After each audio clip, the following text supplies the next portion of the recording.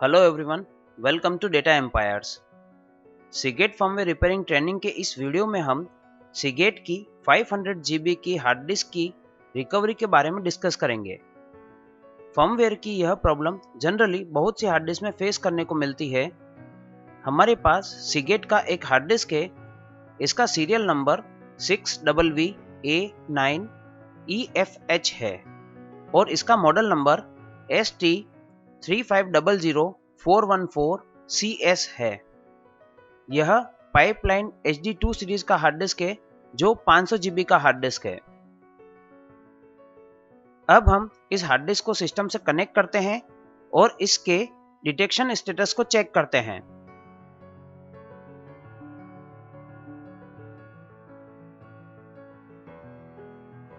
अभी hard disk में proper power आ रहा है और हार्ड डिस्क से नॉकिंग का साउंड भी नहीं आ रहा है।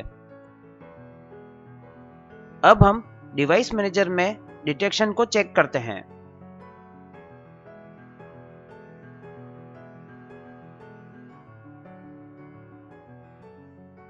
यहाँ हार्डवेयर स्कैन करने पर भी हार्ड डिस्क डिटेक्ट नहीं हुआ है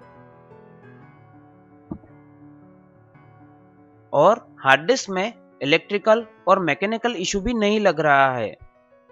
ऐसे केसेस में जनरली फर्मवेयर का इशू होता है। अब हम इस हार्ड डिस्क को हमारे फर्मवेयर सॉफ्टवेयर पर टेस्ट करते हैं। फर्स्ट हार्ड डिस्क से साटा और पावर केबल को डिस्कनेक्ट करते हैं। अब हम USB TTL को सिस्टम से कनेक्ट करते हैं और फर्मवेयर को डायग्नोस करते हैं।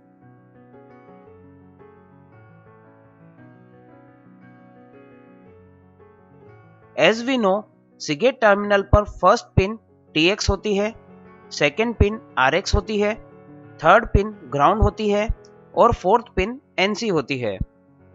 अब हम USB TTL की केबल को टर्मिनल से कनेक्ट करते हैं। अब हम सीगेट फर्मवेयर रिपेयरिंग सॉफ्टवेयर को स्टार्ट करते हैं। फर्स्ट कॉम पोर्ट को सेलेक्ट करते हैं, देन बॉड रेट को सेलेक्ट करते हैं। यह हार्ड डिस्क 500 GB का है और यह F3 आर्किटेक्चर की हार्ड डिस्क है, इसलिए हमने बॉड रेट 38400 पर सेट किया है।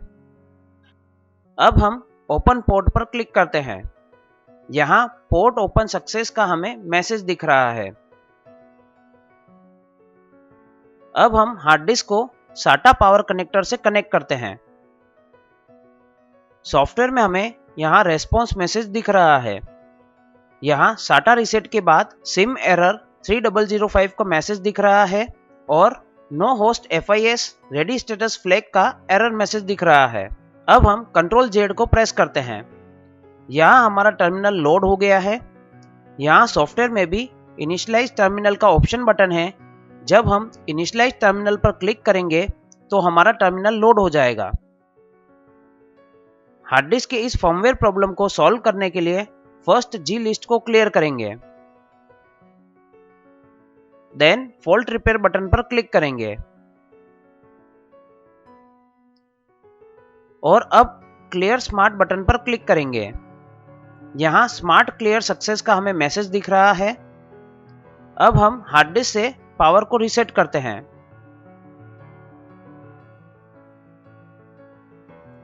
यहाँ हम देख सकते हैं कि यहाँ हमें SATA रीसेट का मैसेज दिख रहा है, मगर अब सिम एरर और नो होस्ट FIS का मैसेज नहीं दिख रहा है।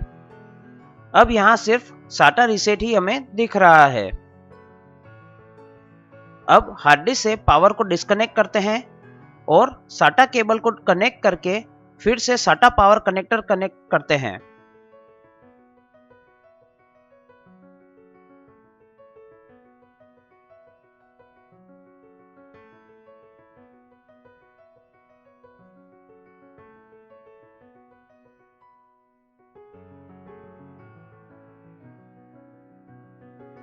अब डिवाइस मैनेजर में हार्ड डिस्क डिटेक्ट हो गई है।